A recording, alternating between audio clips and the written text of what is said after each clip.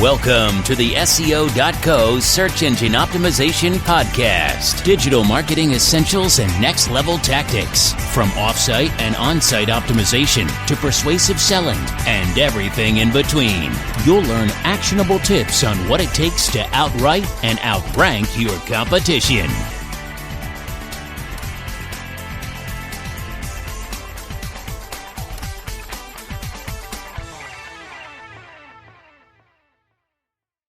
Discussion encouragement. On social media, you'll also want to take the time to spark discussions. Having more users talking about your post will bring more attention to it, as it will likely rank higher in subscribers' newsfeeds and become visible to extended followers of people engaged in the discussion. Here are 3 ways to do this. Spark debate. Your first option is to spark a debate, and you know the internet loves a good debate. As a first-line measure, you can write and syndicate topics that are naturally debatable, such as strong stances on industry developments or political and economic issues. You could also pose a question to the crowd, even a simple one like, "What do you think?" to get people talking. Be sure to get involved with the discussion yourself, as well. Encourage anecdotes. You can also ask the crowd for anecdotes or examples that either confirm or deny the strength of your material. This may also help improve your own understanding of the topic. For example, if you post X ways to improve your content promotion, you can ask, "What methods of content promotion have you found to be the most successful?" Ask for feedback. Finally, on a meta level, you can ask your users for feedback. A simple question like, "What did you guys think of our latest webinar?" can instantly bring you a host of user comments. Not only will this bring more attention to your material, but it will also give you helpful criticism to incorporate into your next piece.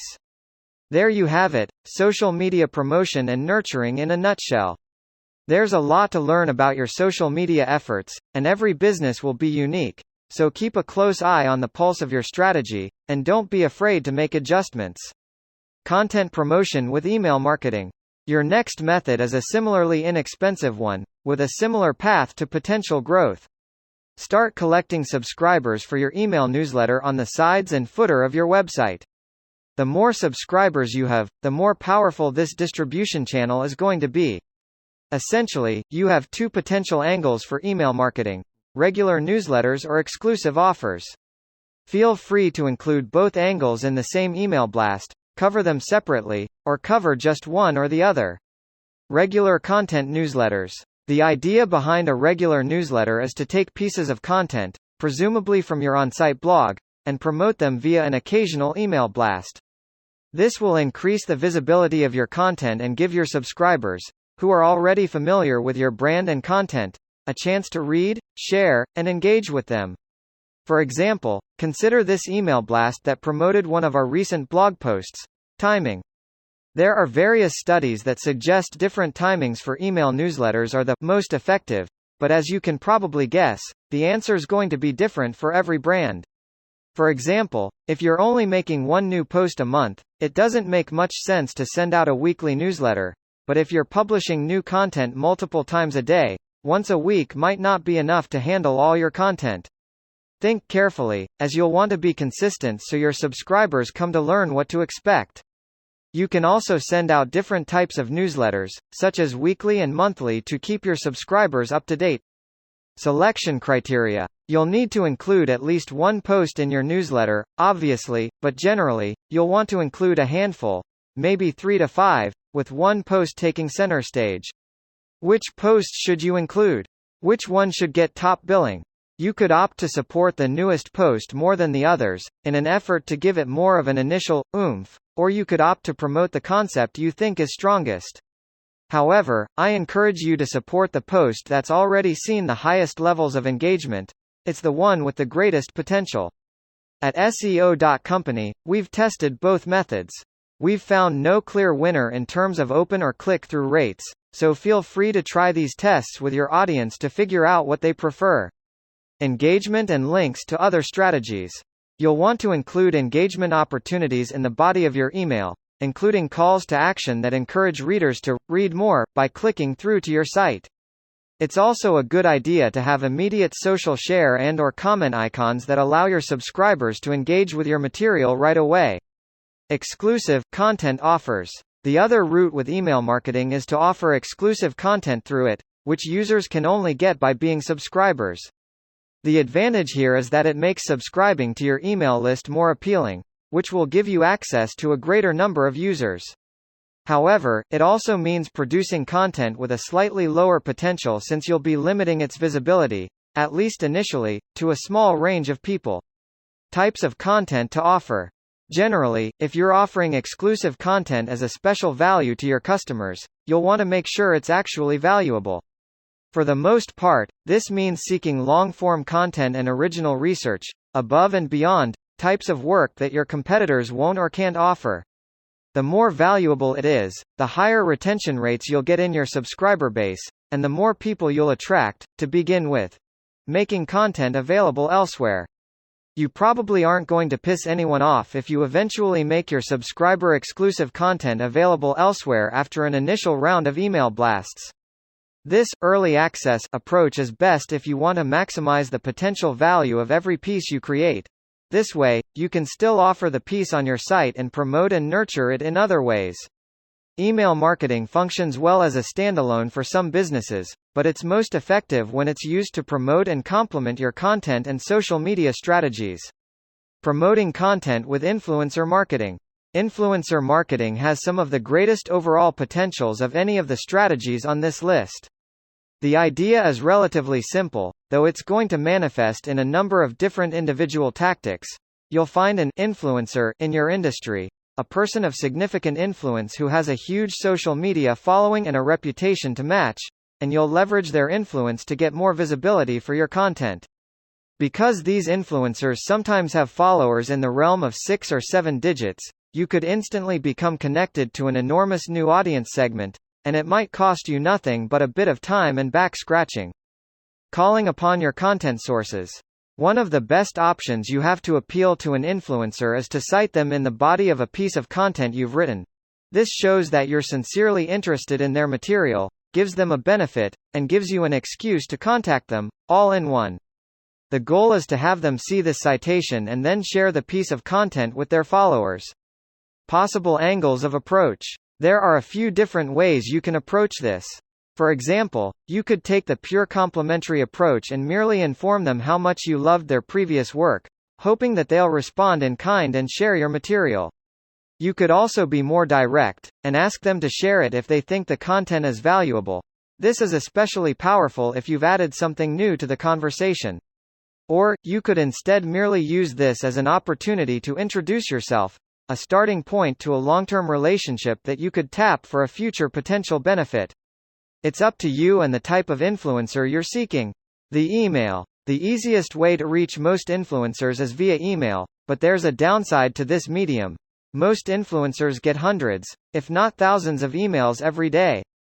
They're bombarded with different requests, from the guest posts to share opportunities, and most of them get filtered out as white noise. If you want to be successful, make sure you stand out by being direct, specific, concise, and friendly. Don't waste their time, and don't send something formulaic they've seen a million times already. If you need help figuring out an influencer's email address, Kissmetrics has an awesome guide on this subject that's worth a read. The casual mention. If you want to forego the email route altogether, you could instead opt for a casual mention on social media. Here, you'll promote your content post as you normally would, but you'll also tag the individual or authority you cited in the body of your work. If you're lucky, or if you already have a rapport with this influencer, they'll see you, and they'll probably be willing to share your content from there, or at least comment on it. Asking for a quote or testimonial. The above set of strategies is ideal if you've already created a piece of content and you want to use an influencer to help promote it.